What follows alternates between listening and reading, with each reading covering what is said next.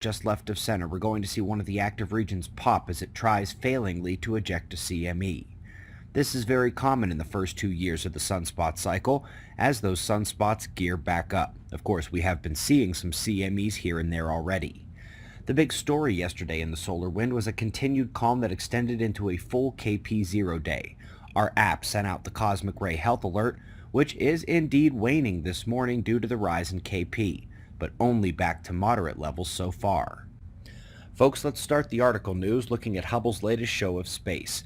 There are no fun-named galaxies in the shot, just long alphanumeric designations, but I honestly think they should nickname this one the Snail. I see the shell, head, and antennae, and it looks like it's crawling up onto a rock. Do you see it too?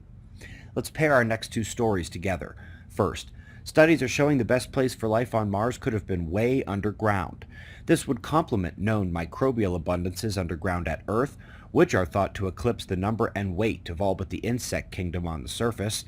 And further down that road today is the discovery of earthly microbes in wickedly unfriendly conditions, again way underground.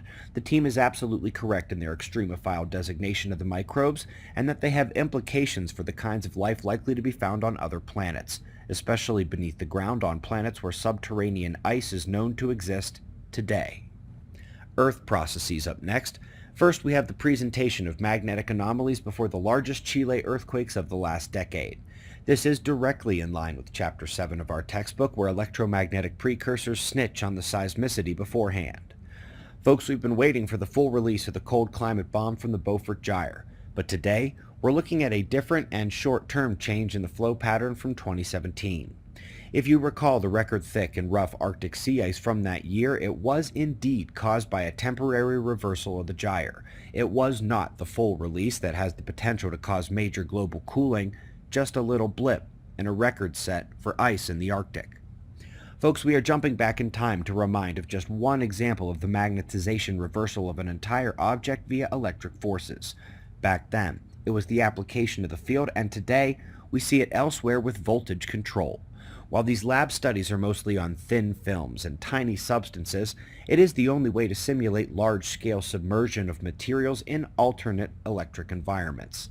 For example, say the sun and the planets were going to go through the galactic current sheet, the magnetic reversal of our galaxy and electric field shift. You might start to see planets reversing their magnetism, for example. That will nicely dovetail into our top two stories.